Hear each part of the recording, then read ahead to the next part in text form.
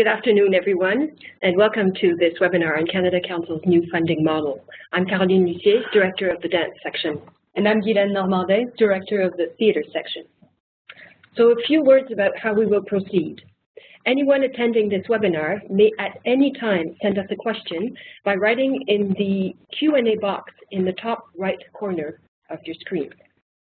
You are close to 1,000 registered to this webinar today, so you will understand that we will not be able to answer every single question. Our backstage team, though, will read your questions, regroup them around themes as much as they can, and bring them forward. We will try to provide answers to the unanswered questions in upcoming blocks. Very important, please be informed that this webinar is being recorded and will be posted on our website in about 2 weeks.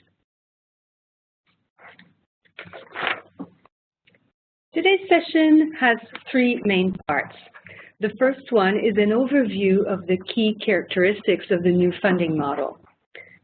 After that, we'll go over some of the program details, and then we'll answer your questions with the help and support of other directors and office coordinators who are off-screen, but who will help us stay on topic.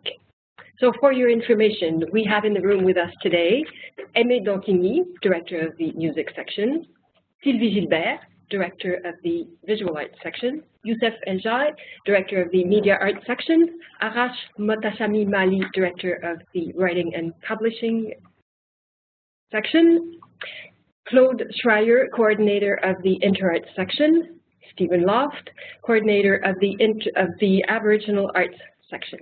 Am I forgetting anyone, colleagues? Thank you. Before we get to the presentation, I would like to remind you that we have announced the new funding model back in January last year at our annual public meeting. At that meeting, we also committed to an ongoing dialogue with the arts communities. In June, we got back to you with the titles and objectives of our 6 programs, and you got back to us with comments and insights. Today, we continue the dialogue and we bring you some more elements on the new programs. This is a work in progress. What you will see and hear is by no means the finished product. There is quite a bit left to define and refine, so we might not be able to answer all the questions today, and also because there's so many of us and we're so happy. But we are also looking for answers ourselves. We want you to know, though, that all your questions are very, very important to us. So let's jump in the key characteristics of the new funding model. The first one is that the new funding model is comprised of 6 non-disciplinary programs with 30 components. The activities currently supported by Council have found a home in one or more of the components. The programs are non-disciplinary, but the disciplinary expertise remains. Second, the new funding model is flexible and responsive to change in arts practice. At the same time, current eligible recipients will continue to be eligible for funding in the new funding model. Third, there's a renewed relationship with First Nations, Inuit, and Métis artists and organizations. That is materialized in the program Creating, Knowing, and Sharing the Arts and Cultures of First Nations, Inuit, and Métis peoples. Fourth, the integration of mechanisms to support equity priorities in all programs. At the moment, we address our priorities relative to equity groups with tools and processes that run parallel to our programs. These processes, including assessment criteria, will be fully integrated in the new funding model. And last but not least, our new online portal. The portal will allow you to apply online, and it will also tell you or your organization to which programs you are eligible to apply. Thank you, Guylaine. So, next, what remains in the new funding model? First, commitment to supporting artistic excellence. Next, peer assessment process. And on that note, I would like to stress that whenever there will be a competition where the assessment of artistic merit is necessary, there will be disciplinary peer committees. Next remains Canada Council's dual mandate to serve both the arts sector and the Canadian public, and Canada Council's commitment to respect and promote First Nations, Inuit, and Métis arts, as Guylaine just explained. Commitment to respect and promote Canada's official languages, artistic practices reflecting cultural, ethnic, and regional diversity, and deaf and disability arts. To support all of this, we have different grant types. First of all, project grants, basically as we know them now. A new type grant, which is composite grants, which is a single grant that covers more than one activity or project. We have core grants, which is what we know, or basically what we know actually as operating grants. And another new type of grant, which are micro grants, which are very specific to the creating, knowing, and sharing arts and cultures of First Nations, Inuit, and Métis peoples program. Thank you. If you haven't done it so far, I encourage you to visit our website to look at the details of every program. So what will you find on the Council website? You will find the 6 programs and their objectives. You will also find program components, including eligible applicants, eligible activities, assessment criteria, and the maximum grant amounts. And now, shall we dive into it? Let's shall. So we will go through the names of the programs and the components, and then we will open for questions. So I shall dive right in with a first program, Explore and Create, a program which has 4 components. The first one's all offering project grants. They are professional development for artists, research and creation, concept to realization, and the 4th component offers core funding, and it is artist-driven organizations. And it is my pleasure to inform you that this program will have 2 directors, my colleague Sylvie Gilbert, presently Director of Visual Arts, and myself, Caroline Lucier, Director of Dance. Congratulations. Thank you. The second program is Engage and Sustain. The director of this program will be Aimé Dontigny, who is currently Director of the Music section. The program has 2 components. They're both core funding. The first one is artistic institutions, and the second, artistic catalysts. Third program, it is my privilege to talk to you about a program which is very specific, very new, and which Council is very proud of. Creating, knowing, and sharing the arts and cultures of First Nations, Inuit, and Métis peoples. This program has 5 components. The first one's, again, project grants. So, small-scale activities, travel, short-term projects, long-term projects, and the last one offers core funding to Indigenous organizations. A director will be appointed for that program, but presently Stephen Loft, coordinator of the Aboriginal Arts Office, is overviewing this program. The 4th program is Supporting Artistic Practice. The program has 6 components. 3 of them offer core funding. The National Arts Service Organizations, support organizations, and literary publishers.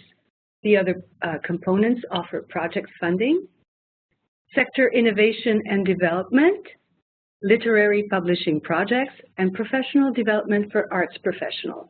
The director for this program will be Youssef El-Jai, who is currently director of the Media Arts section. Next, Arts Across Canada. 7 components to this one.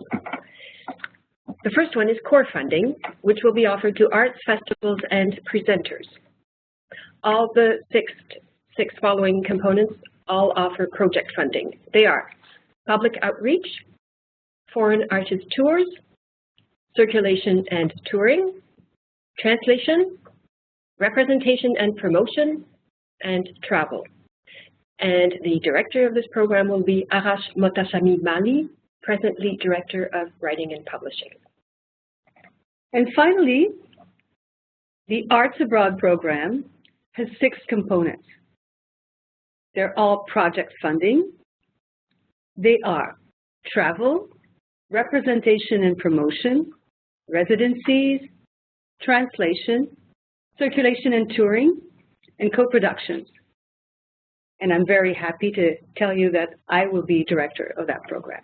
Congratulations. Thank you. So next we will tell you of our next steps. Guylaine, I'll leave that to you. So, a transformation in progress. In January 2016, so in a few days, we will have our annual public meeting and the launch of our strategic planning. The public meeting will be webcast, so we encourage you to attend and in great numbers as you are attending this webcast today. I also wanted to tell you that the strategic plan is very closely linked to the new funding model and that it will inform investments in the new funding model. A little later in the spring, you will get more information about the programs. Later in the fall, we'll have information sessions. In December, our online portal will be open for applicants to register. And in April 2017, we'll have the first program deadline. Thank you very much. Thank you. I think, David, we're ready for questions. So David will introduce himself. Thanks, Caroline and Guylaine, for that run-through of the program information. My name is David Shimke. I'm Director of Program Integration and Coordination at the Canada Council for the Arts. I am obviously off-screen, and we'll be reading off some of the questions that we've received. Let's start with this one. How will juries be composed in the new funding model? What sort of expertise or roles will we be looking for people participating on those committees to play? We are presently working on possibly refining the criteria for selection of juries. One thing which is important to say is that we will be working with, as I said in the presentation, we will be putting together disciplinary juries for many of the competitions. As I said, whenever there will be evaluation of the artistic merit, we will have disciplinary juries. We are looking at the different competitions for which it would be pertinent to have multidisciplinary juries. Yes. Thanks very much, Caroline. Another question that's come in, will organizations be eligible to apply in multiple components? The answer is sometimes. There are some broad rules, as we have now in the new funding model, in terms of the number of grants an organization can hold at the same time. There will be also limitations for organizations who have a core grant to receive or not project grants. So this will very much depend on the type of grant. But if I can just give an example in theater, an organization receive a core grant will obviously be able to apply for, let's say, a touring grant. So it's all going to depend on the components and on the type of organizations and or individual and the discipline, of course. And if I can add to that, which is that an organization will be able to hold one core grant at a time, which is basically what we have right now in almost every discipline. Thanks very much. Here's another question. Will there be funding opportunities for developing live streaming for Canadian performing arts across the world, or I guess in Canada too? This is work with new technologies. It is something that some organizations are doing right now.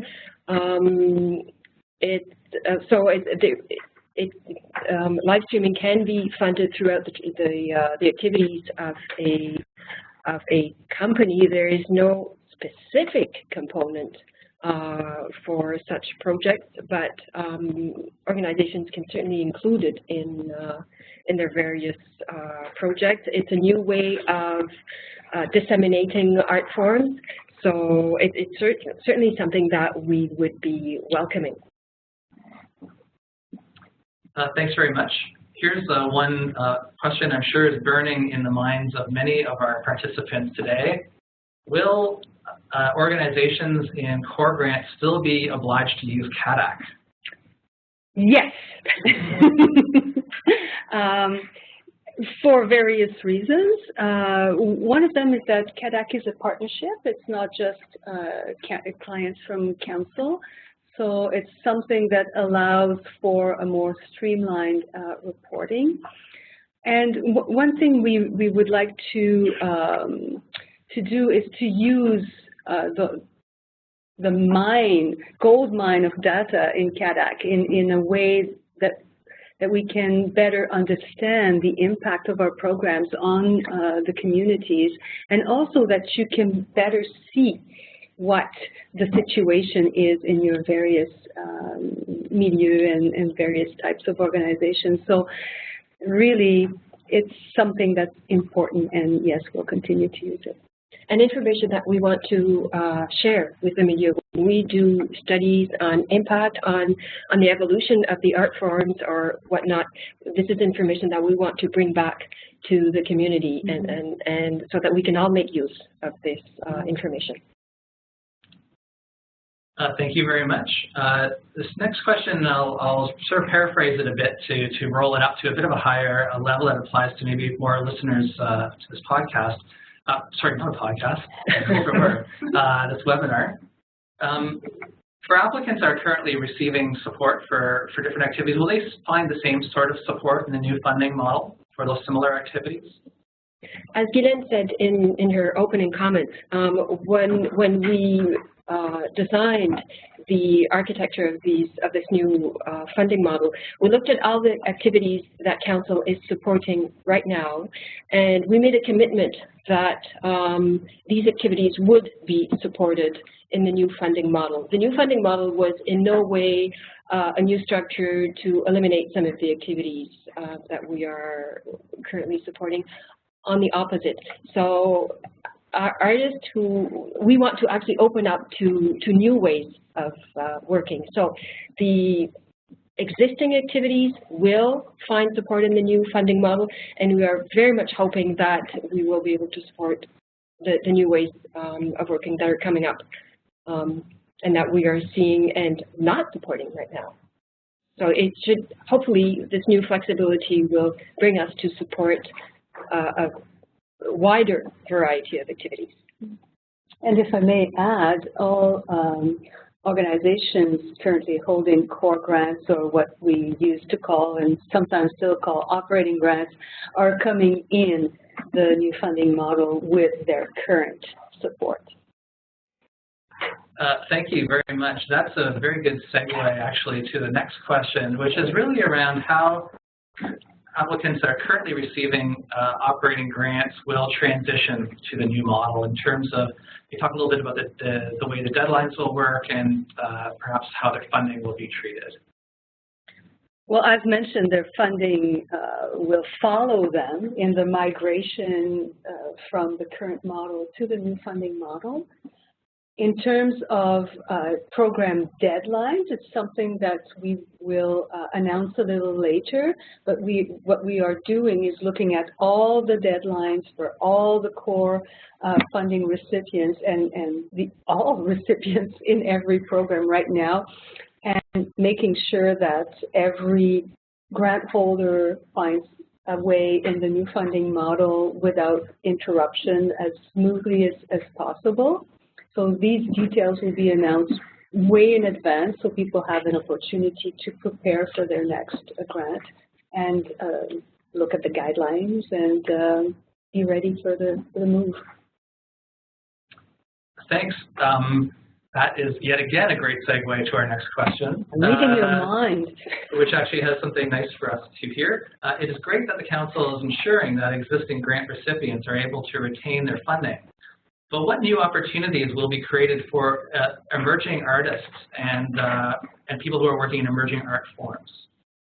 I would say that the new funding model has been thought out very much with emerging artists in mind. If you look at Explore and Create, it is targeted not just to emerging artists, but very much with the new generations in mind. Just the name of the program speaks for itself, Explore and Create.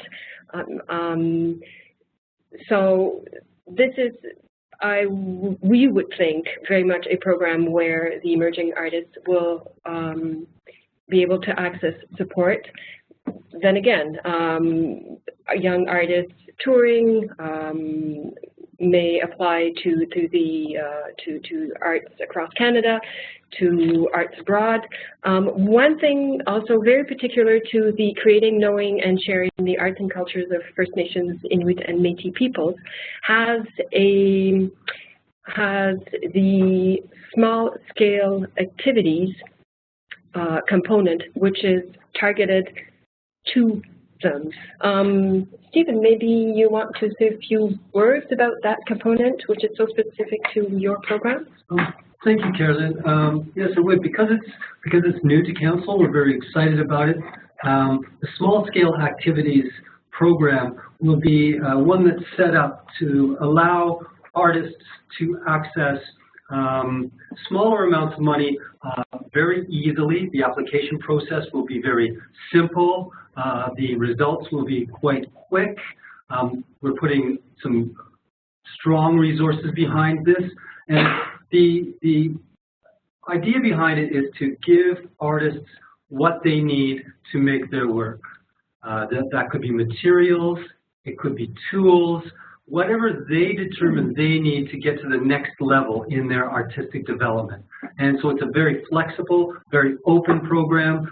We're hoping that emerging artists take advantage of it, as well as very experienced artists and mid-career artists. But it's a really good program for people who have never had a relationship with the Council before to get, that first grant, to be able to access some money just to make some work. So we're very excited about this component.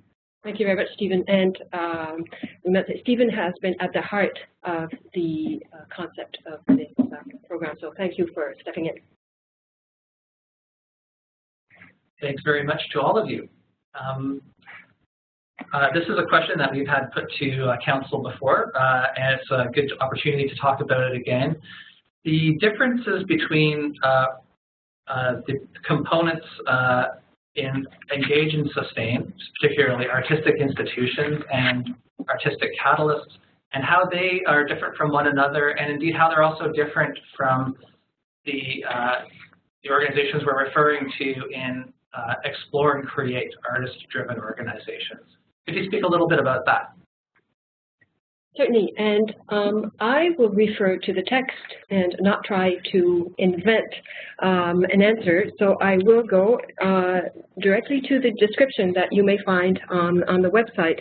For artistic institutions, we read organizations. There's something which is, the beginning is very practical, organizations with annual revenues of more than $2 million.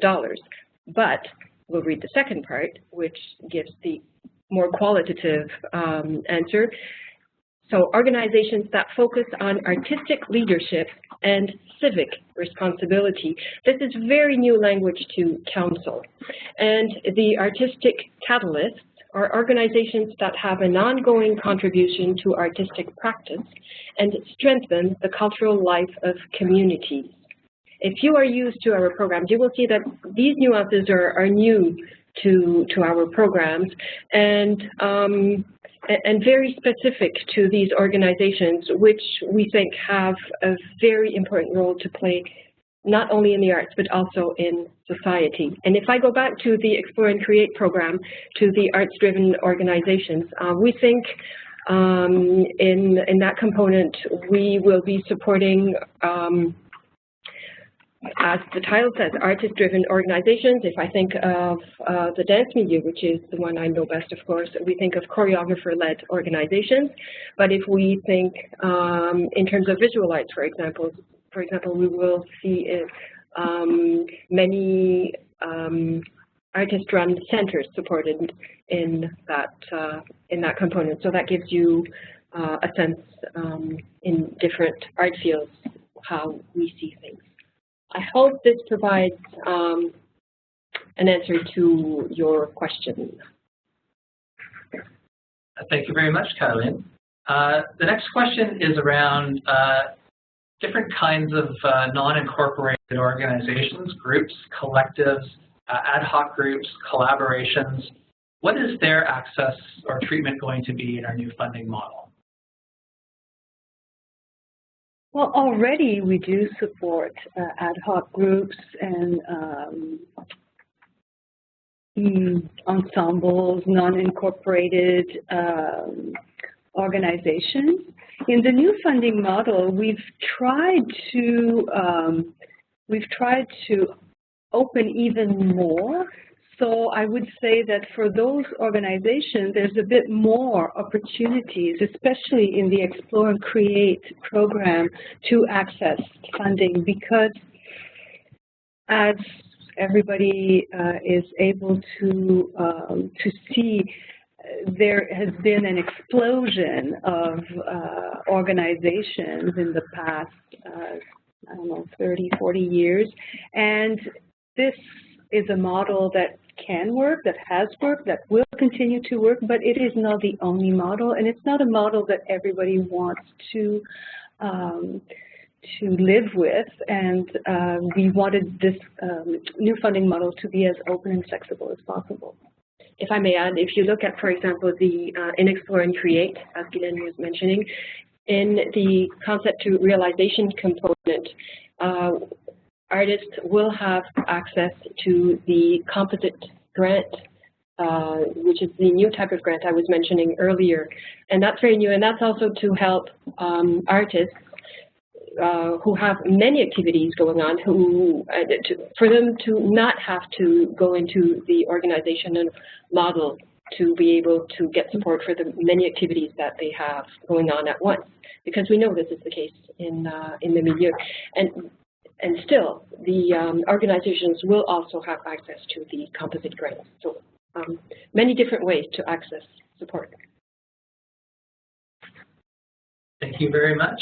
Our next question is around equity. As you know, many people are aware of our equity office that we have right now and the great work that they're doing. What is becoming of our colleagues in the equity office and their particular goals and programs? They're staying, for one, yes. The approach to equity in the new funding model is very much integrated. So the people are staying, the specialists are here. There is training for staff around equity issues. What is very different, as mentioned in the first part of the presentation, is that the equity issues are integrated in the programs, in the criteria, in the eligibility, in the assessment.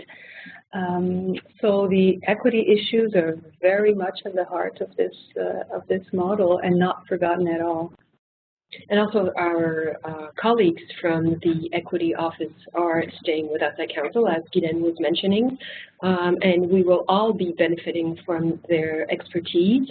Part of that team will be working with the new division, which is now the Artistic Disciplines Division, which will become the, David, I need your help. Arts Granting Division.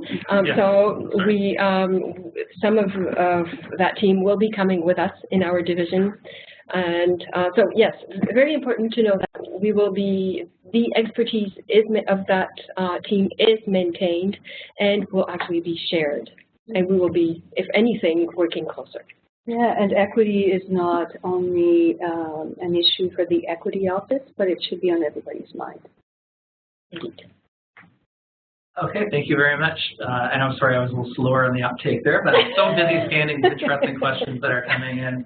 And here's a good one. We're live. Clearly, Steve's intervention was well received, and we're wondering why there's not more micro grants throughout our new funding model. I will answer this question very frankly. You know, when we saw the program Creating Knowing and Sharing, which was designed in somewhat of a parallel fashion. I don't know about my colleagues, but I was a little bit jealous because there is so much beauty in that program, but it is specific to the First Nations, Inuit, and Métis peoples. So microgrants, yes, are specific to that program, we have small grants. We have short-term grants. We have other forms of grants which will welcome emerging artists, if that's what your question is about. So even though there are some specificities of the Creating, Knowing, and Sharing programs that we can all learn from, there are echoes between the programs, but microgrants are specific to the Creating, Knowing, and Sharing program. Yeah, I guess the need was not as strongly identified in the other programs, and that's why it's an option that did not make it to the final version. I would say it's a very specific need for the First Nations communities, which we know have had difficulty to access Canada Council's programs, and we wanted to make a special step to help those communities access our programs. And that's the thinking behind the microgrant. Stephen, does that answer properly? Thank you.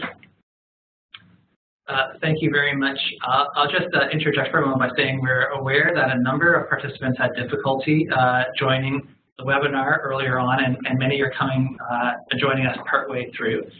I would just refer people to the information that's on our website. There is a box on our main page about our new funding model, and there's 6 new programs that we have, and there's a lot of rich information there. I will also add that this webinar is being recorded in its entirety and will be posted to our website within the next 2 weeks. So you will have a chance to get caught up on parts that you may have missed, and we're sorry for any difficulty that people had participating today. I will just continue on the theme of Indigenous arts because this is an interesting this is an interesting area for participants. Are Indigenous peoples expected to apply only to Creating, Knowing, and Sharing, or are they able to apply in all areas? In the past, it was noted by this question, this asker, that Aboriginal peoples have been encouraged to apply to the Aboriginal components. Well, in the new funding model, it's all about choice. So Indigenous artists can apply to the Creating, Knowing, and Sharing program, or to any other program as they see fit. The only restriction, I would say, is that a grant cannot be received in 2 different programs for the exact same thing. But that's the only limitation. And that's a limitation which applies to any applicant. Exactly. Thank you very much. It's been noted by some participants that festivals and presenters do have a component named for them in arts across Canada. Could you talk a little bit about that component and what it means for festivals and presenters? So indeed it is core funding, and it is new for many disciplines to have access to core funding at Canada Council for festivals and presenters.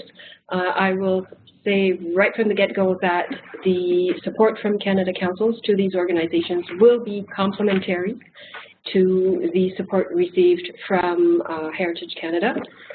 That's very important. Organizations will be able to still access the funds that they are receiving from Heritage and apply to Canada Council for that core funding. And as I said, in a complementary fashion. Guylaine, do you want to? Yeah, and I think it's important to recognize that Council supports artistic festivals for the role they play in the arts sector, which is quite different than why Canadian Heritage is supporting festivals. So it's a nice complementarity because one doesn't go without the other. Thanks very much. Our next question is about the Canada Council's budget. Many participants, and I can say all of us here, we're watching very closely the developments of the last few months in terms of the Canada Council's budget and the election promise to increase the Canada Council's budget. How will this promise of new funding, how does that impact the new funding model, and how will we invest the money? It's a very simple answer. First of all, we are all waiting for the budget, and we will hear about the budget at the same time as you all on this webinar, and at the same time as other Canadian citizens. So that is, we should hear about budget around the end of March, and any supplementary funds that we would be delighted to receive will be invested in the new funding model. But I would say stay tuned, just like we are, until we hear more at the end of March. We are, of course, very excited about what has been announced, but we have to wait and see what comes through the budget. And will there be an impact on the new funding model? How does the funding go together with this new these new programs that we've developed? Well, these new programs are ready to receive additional funding. The structure was made to receive. We can continue with what we have, but it's ready and anticipating. Thanks. There is, I've been made aware that there's a couple questions. Questioners, I'm not sure what to call all of you who are participating. Participants, anyway, have been asking about what we mean by equity and our equity office. Not everybody's familiar with this this unit at the council, which is really responsible for ensuring that our funding and our activities are keeping pace with Canadian society in terms of its composition and groups that have particular barriers or with accessing council funding. And their particular priorities at this point are deaf and disability arts. And we have a lot of information on our website about a framework on deaf and disability arts, which I would encourage our participants to look at if they're interested. There's also cultural diversity remains a priority for the council, as well as official language minority communities. These are English language communities inside Quebec and Francophone communities outside Quebec. I hope that's helpful, and I would just mention too for participants, if there are specific questions that we don't get to during the webinar today, we do encourage you to follow up, to contact us again, or we will also be trying to make efforts to respond in writing to some of the questions that we've received today as well. So I appreciate all your questions. Our next question, will composite grants be multi-year grants as well? Composite grants do come in what we call right now a long-term frame. So we use the multi-year language mainly for core grants, but and we refer more to short-term and long-term grants when we talk about project grants. So whichever the word, composite grants are project grants, but they can be the project can cover 2 years. If I am correct, David, you can confirm. I believe composite grants go up to 2 years. That's a very specific question, and that's something we're still working on, but we'll be releasing more information about that in the coming months. So a little tricky question, but keep in mind that it is a project grant, but not limited to just a few months. And of course, composite grant, because it's a grant that supports different activities. We understand that activities take quite a few months to roll out. Thanks very much. There's a question around discipline assessment. To what extent are we still going to be conducting that, having our peer assessors work on a disciplinary basis? To a great extent. As mentioned before by Caroline, all the components that require an artistic assessment will be assessed on a disciplinary basis. In other cases, there might be occasions where assessment is not done this way. And even currently, for the theater clients, for example, Leadership for Change has not been assessed only by theater peers so far. We've been pairing up with music and dance the first year, dance and interart the second year. So there are occasions where the disciplinarity is less important, but as long as we're assessing artistic merit, the disciplinary aspect is crucial. Maybe I can tag on another answer to that, which will probably come up, is that also we're talking about disciplinary peers, but within council also we are maintaining our disciplinary expertise. Each one of us who is a director of a disciplinary section right now will remain experts, shall we say, in our new assignments. As we have told you, we will all become directors of one of the 6 programs, but we are maintaining our hat as disciplinary experts. And the same goes for our officers, so that the officers will maintain their expertise of their specific field, whichever of the programs they are attached to. And this way, they maintaining their expertise, their knowledge of the field, and their knowledge of who is in the field, which it will enable them to invite the appropriate peers into the committees. And that's very important. It's important, we know, to you, and it's important to us to make sure that our expertise is maintained. And we will have to ensure within council that we find the ways to maintain our knowledge of our specific fields. Even though we become, our work will change, but we will have to develop knowledge on many different territories. Thank you, Caroline. A question around whether any of current activities funded by the council that will not be eligible in the new funding model. Not that I can think of. Colleagues, do you want to? There's example. Sylvie Gilbert, our colleague from Visual Arts, will answer. It's a complicated question, complicated answer. Specific to the visual arts, we have, before we worked on the new funding model, we have had a consultation with the community.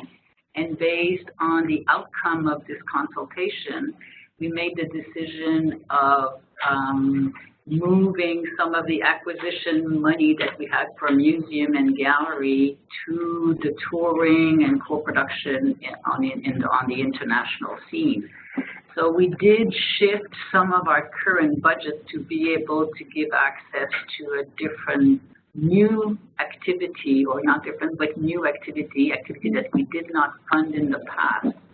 So the acquisition budget as we know it today will not remain. So that's a very specific example of a budget that was existing. There was a project budget. So I don't know if any of my colleagues might have also little pockets of money that have been reassigned. We've all reshuffled some of our budgets and made them bigger or a bit smaller to be able to develop or give access to our community to specific component in the new funding model. But if you have a question, a follow-up question about acquisition, I would invite you to call the officer in the visual art, because that's very specific and we might bore the rest of the 900 people that are listening to us. But thank you for the question. Yeah, I think it's exceptional. But in general, most of the activities are still eligible, with some exceptions. And potentially in a different format, because, for example, I will speak again of the milieu I know best. We have a program right now which is called Dance on Screen, which does not find itself under such a name in the new funding model, but the film projects of dance artists will be supported in the Explore and Create program. The same goes for Artist and community collaboration. Thank you very much. Which is now a program as such, and does not find itself in the same cadre, in the same format in the new model. But these projects are very important in the philosophy of Council, and they will be supported. Depending on the objectives of a specific project, they may be supported again in the Explore and Create program, or find their way in the public outreach program. As I say, depends on the objective and of the project, or its outcome, or the specific activities. But almost all activities find their place in the new funding model. So very specific to visual arts, that what Sylvie explained. Otherwise, if anything, we're widening the scope of what we support. Yeah, I think what you said is key about the outcomes. So we no longer focus so much on the activities themselves, but on the outcome. So the outcome can take many forms in terms of activity, and that's another aspect of the flexibility of the new funding model. And maybe we can invite you to see where your project would be best positioned and best assessed, and find the best fit. We invite you to read very carefully the assessment criteria.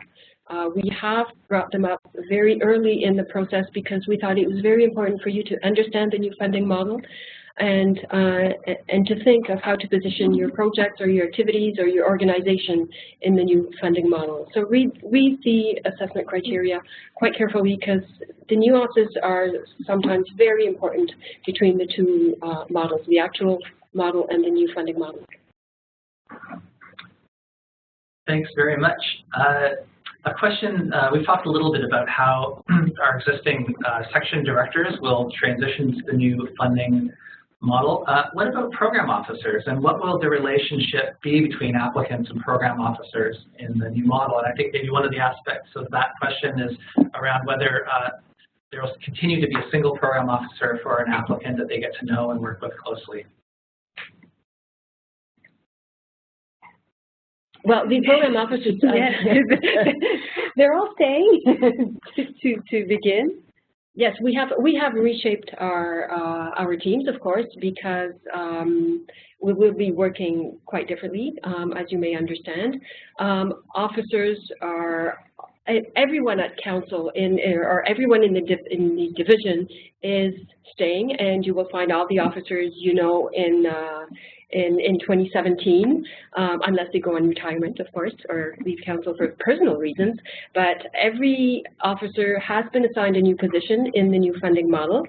Everyone has been informed before Christmas of where they were going. They might be very happy to let you know in which program they will be working. So you will always find someone to speak to who knows about your discipline, who knows about your milieu, if not specifically in a specific program, because we have disciplinary expertise in almost every program. Sometimes an officer will have to consult with an expert of the specific field that you are working in. Consult with a colleague from that specific discipline. But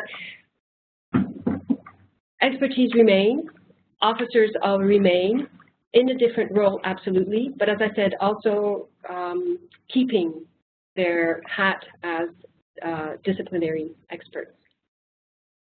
And the role will continue to be to guide, to advise, to choose the peers that are on the committees, to give feedback, etc. So this role of facilitation is still part of the officer's life. And as disciplinary heads, and whatever our title will be with regard to disciplines in the new funding model, it will be our role as directors also to gather our officers and speak about trends and make sure everybody is aware of what's going on in the other programs, sharing information. Sharing information is a key word in not just the new funding model, but for us inside council on how we will be working. Very important. I hope we've answered the question. Insofar as I can make that assessment, yes. I'll leave it up to our participants to decide in their hearts what they think, but I'm sure that was good. Our next question is around transitioning to our new funding model. Participants have noted the opening of the portal in December and the opening of the programs in April of 2017. What does that mean for those who are perhaps have a relationship with programs that have deadlines over the next year or so, and how are we going to be handling that? Well, in 2016, it's more or less business as usual. So the published deadlines are what they are for the next year. But later on this spring, we will be sharing a more detailed calendar of the various deadlines, and organizations and artists will know in advance that the activities for which they used to seek funding for have a deadline coming up in 3 months and 6 months. Whether you're applying for project or for core funding, there will be enough advance notice for everybody to plan and to organize their application. Another thing also is to think that in the new funding model for project grants, very often we will have more dates than what we have right now. In some cases right now we have one deadline a year. We're moving to 2 or 3 deadlines per year in many programs. For core funding, it's quite different. We have organizations right now on 3-year cycles, some on 2-year cycles, and some on 4-year cycles. We have to harmonize that and harmonize amongst disciplines. So harmonize amongst programs and amongst disciplines. So some organizations might see their cycle extended for 1 year. Some might see a 4-year cycle shortened. Everybody will be informed with enough time to prepare, and the transition plan will be announced in due time for everyone to be able to pace their work before the next application, and that's to come. It's on the working plan right now, and we'll pass on the information as soon as we have it. Thank you very much. We already spoke a little bit about the promise of new funding for the Canada Council. Perhaps we could talk a little bit about just how we're going to spend all that money. In theater. Did you want to take it? Let me take it. We will. First of all, I would say we are expecting to see what the new parliamentary appropriation will be. We will take whatever money the government will send our way, and we, as Guylaine said, whatever comes our way, whether it is in the first year or the second year, we have all heard the same thing from our new Prime Minister. The programs are made to support new parliamentary appropriations, and we will have plans ready. And we do have a strategic plan coming up. So our 2016-2021 strategic plan will very much inform where in the new funding model additional investment might go. Thank you very much. Where do community-engaged arts or community arts fit into the new funding model? Are community-engaged arts organizations eligible for core funding? That's a very specific question, but perhaps we can talk more broadly about community-engaged arts and our artists in the community collaboration funds that we've had available in the past. And continue to have available right now, actually. Yeah. Well, it depends. If we're talking about community engagement arts projects, it depends what the outcome is. Is it a creation, artistic outcome, or is it a public outreach outcome? So it might very well be eligible in Explore and Create, or in Arts Across Canada, or in creating a Knowing and Sharing program. So it really depends on the nature of the project and the outcomes that are seeked or expected. In terms of community arts organizations, I think we have to be very clear on the terminology. Community engaged arts organizations, as long as they are professional and employ professional artists and you know, conform to all the criteria of professional artists as defined by the council, are eligible. Community organizations who do community theater or music or whatever discipline are not eligible to council programs.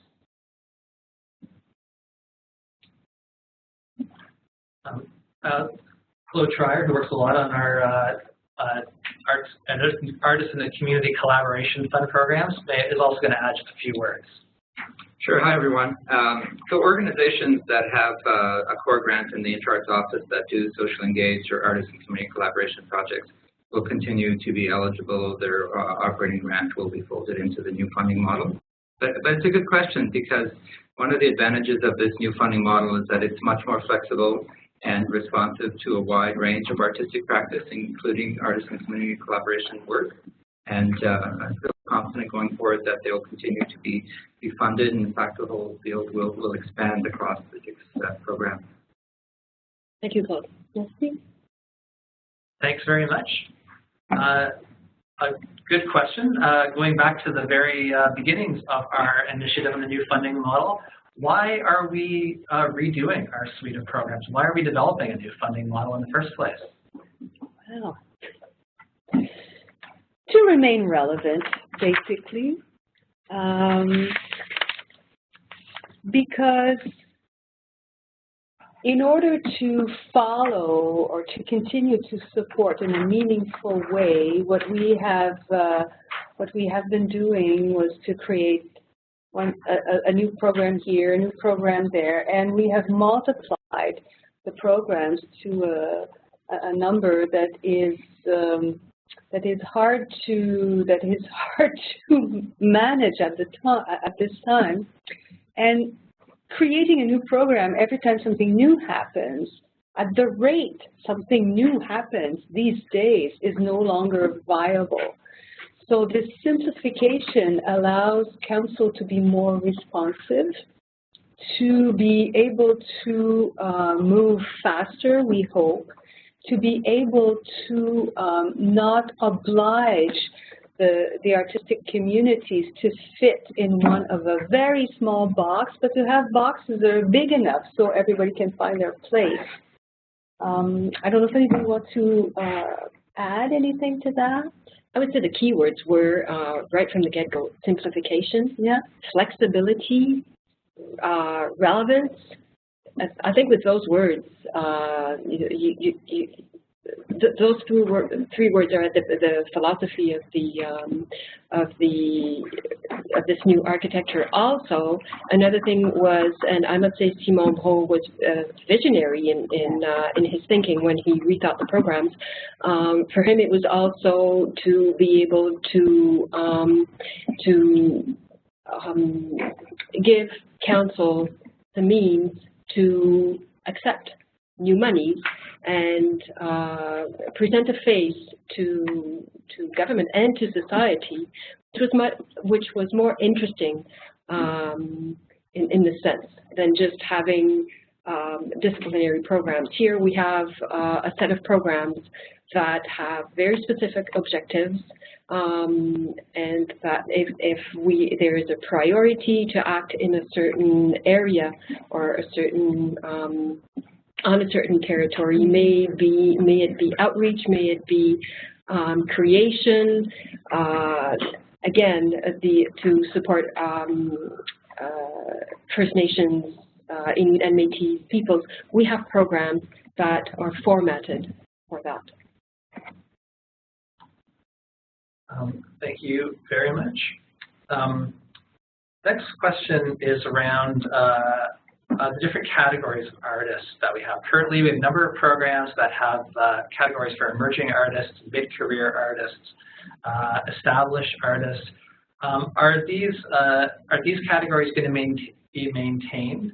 And is this going to have an impact, negative or positive, on artists who are maybe existing in one of those categories now? Those categories are not maintained. It is a decision that was made as we designed the new programs. The categories are not maintained,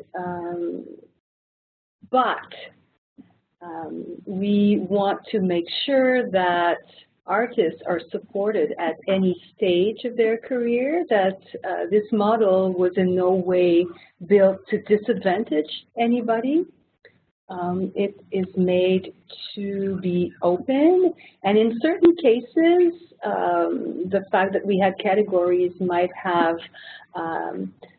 advantaged certain categories of artists, but the mere fact of having categories is also a disadvantage sometimes to certain artists. So it's a double-edged sword.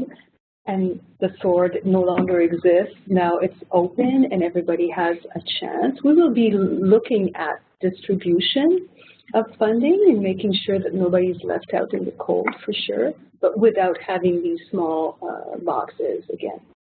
And as Hélène said, following up very closely that no one is left out, that we support all generations, with, of course, a very special concern for emerging artists. Who we must say, for whom it's more difficult to enter or to get a first grant and to start a career. Thank you very much. So there's been some questions around how artists will navigate this new suite of programs. Obviously, it's quite a difference from our current approach. And when we open up, what kind of support will be available to applicants in terms of finding the right place for their projects or their activities or their organization among these programs? Well, one of the new features at Council is the portal. The way the portal is going to work is after registration, either by an artist or an organization. You will be identifying who you are and what discipline you work, what is it you do. The portal will tell you to which programs you might be eligible, of course, depending on the activity you want to do or the means you are pursuing. Another tool that will still be available to you is the program officer, and I think I need to stretch that. There will still be people, even though we're going to have this fantastic, some people called it intelligent portal. There will still be people here to talk to you. The information officers, the program officers are going to help you find the right place, but I believe that the portal will make it very much easier, and that the program officers and the information officers might not have that much work to do after that. Thanks very much. In terms of final reporting, right now we obviously are asking many of our recipients to provide us with final reports. How will our approach change, if indeed it changes at all? If anything, final report, yes, absolutely will be maintained. We distribute public money. We need to know how that money is used. That's basic governance. And also, we are thinking of making everything simpler, but maybe more precise, and to request from you information that will be helpful to us and, in the end, back to the community. We hope to be able to tell stories from the reports that you will be sending us. We have to inform Canadians of how our money is being used, and we have to inform also Canadians, you artists, and all Canadians of the projects that are being created and presented through our funds. So yes, final reports will remain and put to, we hope, better use. Thanks. Yeah, I just add to that, all of us know that the arts make a big difference in the lives of Canadians and are really important for our country, and that we want to learn we want to understand how that's happening through our projects and convey that information onto government and others. And that information is here in final reports in various narratives. What the new funding model will allow us to do and the new system will allow us to do is to be able to use that information that we have and that is buried in big blue files for those who've ever come to Council and not easily accessible because it's mostly narrative. Thanks very much. Next question is about professional artists, and obviously professional artists spend a lot of time working on their craft, but there's interest in what kind of funding opportunities there might be for developing business skills and business acumen in terms of that side of an artist's work. That's a very interesting question.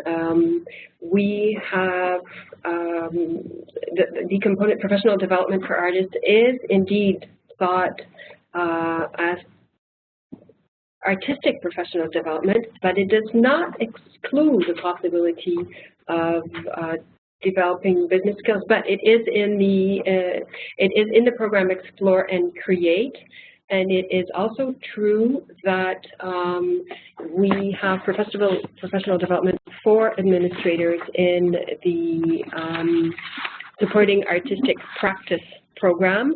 Your question is excellent, and we will make sure that artists can develop their business skills. Excellent question. Also, I would say that the Supporting Artistic Practice program I would say that the Supporting Artistic Practice program has a component called Sector Innovation and Development.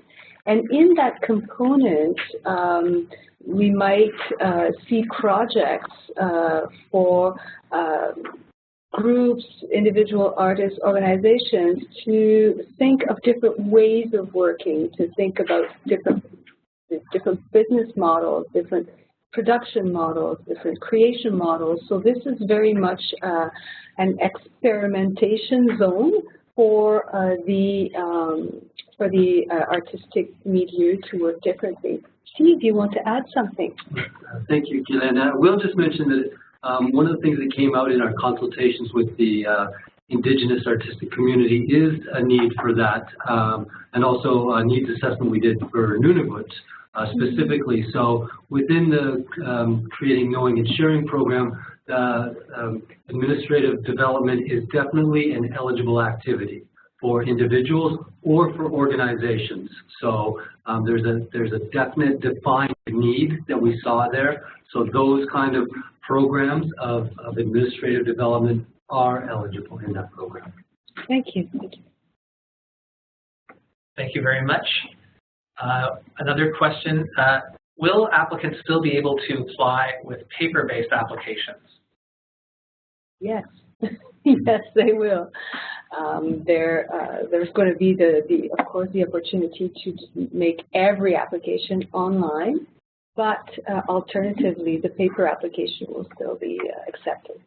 But you will love the portal, is what we are being told by our colleagues who are developing the portal, who are doing a fabulous job. Indeed, we did say at one point this portal will be intelligent. If just maybe to add a few words about what we said earlier, is that the portal, an applicant, may it be an individual or an organization, will fill out a basic form online, which will give what we call the profile of the applicant. And with that profile, depending on whether it's an artist or an organization, and depending on the field in which that applicant is working, the field or fields, because that's also a possibility to register as in different fields. And from there, different doors will open, if you want to see it that way. And the doors will be the access to different components. So some doors will open and some will not. The portal, in that sense, will guide you into the programs to which you have access. So, and the other thing is, once you register, you're registered for whichever application you might want to present.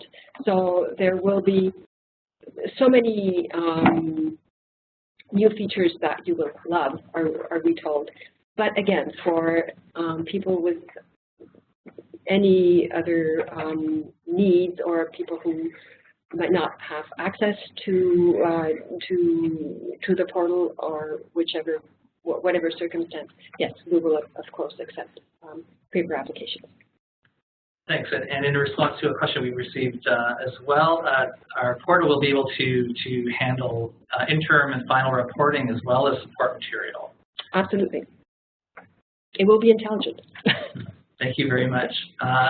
Another question is about organizational capacity building and what sort of supports we will have in the new model for that sort of activity. Those activities will be supported in the Supporting Artistic Practice program. Again, we have, to remind you, the components for project development. We have sector innovation and development. We also have the professional development for art professionals. So mainly the type of activity we're talking about right now would be supported in the sector innovation and development component. Now, we have moved away, already in the philosophy of the Leadership for Change program, we had moved away from the idea of having one organization receiving support for one activity. We're really looking in that program at supporting sector development and innovation. So more in a holistic way, more than on a one-on-one manner.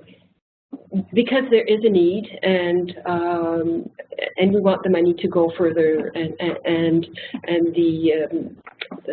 that type of work to respond to the needs of more than one organization, and yeah, work more holistically. And to have more impact as well. Yes, yeah, indeed. Thank you very much. Speaking of supporting artistic practice and sector development, where does research projects fit into the new funding model? If we're thinking artistic research projects, they fit in Explore and Create, and I'm taking this question because it will be my program, so I better know what I'm talking about. Research is that there is a component specifically for research, which is called Research and Creation, in the Explore and Create program. Now again, when we have concept to realization, the research part of a project is of course included in that component. For you to see the difference between those two components, research and creation does not require deliverable. So it can be really the preparation stages of a creation, or just pure, shall we say, research, or research for the sake of research. The concept to realization component is expected to give a finished product with presentation in one kind of another. It can be digital presentation. It can be live presentation in front of a public. And in that continuum of, we think of research, in the concept, in the realm of concept, of course, we include the research part of creation or production. There could also be other kinds of research that will help the sector development, and that would be funded through the Supporting Artistic Practice program. Dean. Thank you, Ghislaine. And I would just add as well that in the Creating, Knowing, and Sharing program, one of the activities we've added as eligible is any form of critical discourse, or the research going into Indigenous arts are now eligible activities within that program. Thank you. Thank you very much. And of course, research is covered in Explore and Create in the core funding of an organization. And almost, and somewhat, I suppose, in certain circumstances expected. Thanks. Obviously, today's webinar is at a very high level, and we're providing preliminary information to people. There's a lot of interest in further details, discipline-specific kinds of questions, perhaps regional issues that are sort of particular to a region. Can you talk a little bit more about the subsequent information sessions we'll be doing, and the kind of the rollout of information between now and when we in fact launch the new funding model? Do you want to talk about the communications Sure. plan in general? Sure. Yeah. I'll start with that. What's coming up in the next weeks, actually, is many of us directors will be on the road or giving webinars and talking to their specific communities. I know both Guylaine and I will be on the road across Canada. We call it our Cross Canada tour, and giving information sessions in different parts of the city, of the country, I'm sorry, and very often tagging along. I'm doing presentations with my colleague Claude Trier from the InterArt office. We're doing joint presentations and pretty much covering the larger cities, I must say, right now in the plan of the country, and giving webinars, planning webinars for the parts of the country we cannot, or we will not be reaching during those information sessions. So you should be hearing from your sections if they will be in your part of the country. So that's what's coming up in the next few weeks. And later on, maybe you want to pick up on the information. Maybe we can go to the next slide, which gives the next steps. And for we already yes, exactly. Just remind people. Yeah, I would also like to add that we had 2 teleconferences with the National Service Organizations. We are talking with disciplinary organizations at the moment, and one way, I also invite you to follow our blog, in which we're going to try to answer questions that we did not have a chance to answer today, and to call your program officer, of course, but in the spring.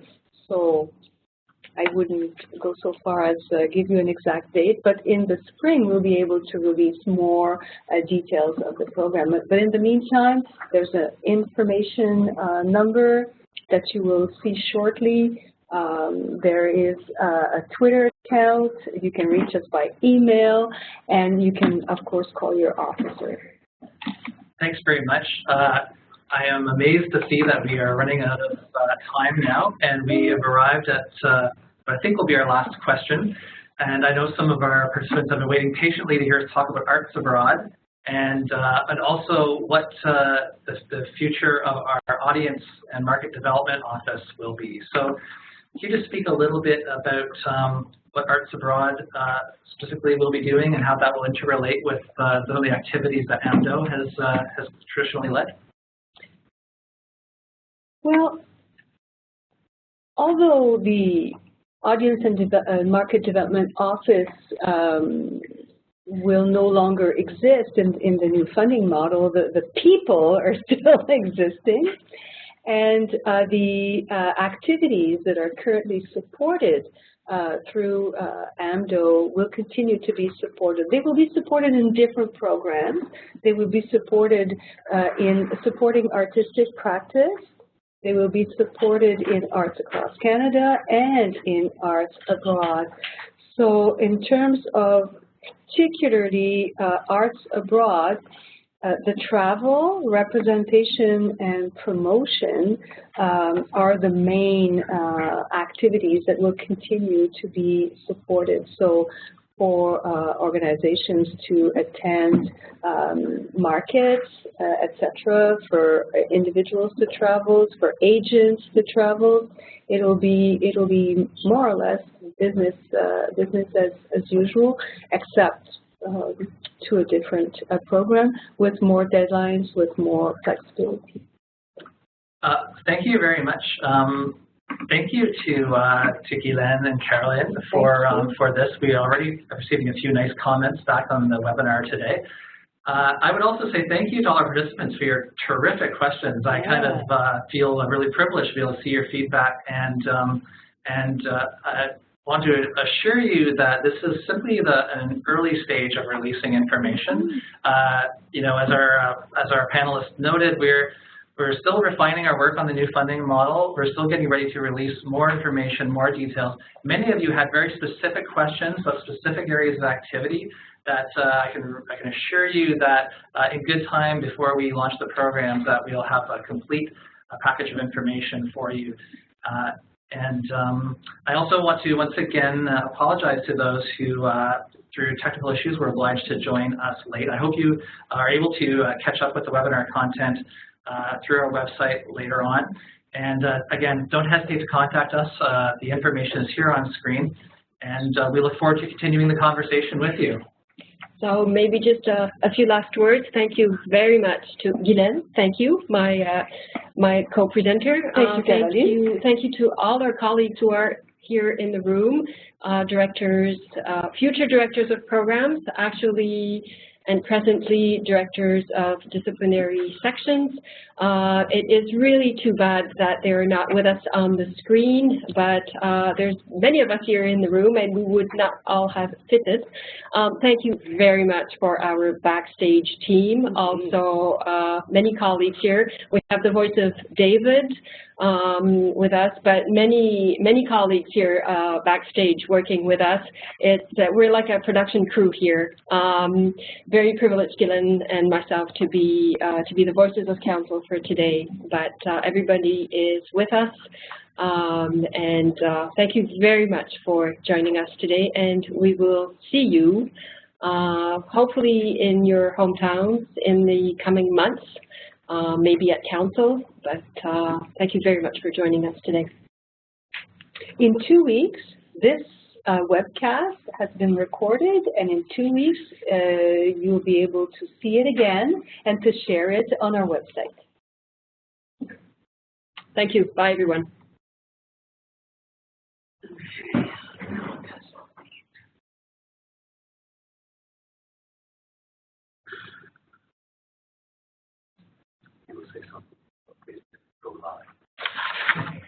Usually weekend. Where's the view? Yeah. Are we off? No, we're going to be. We are. We're still on. You can still hear me. No, no.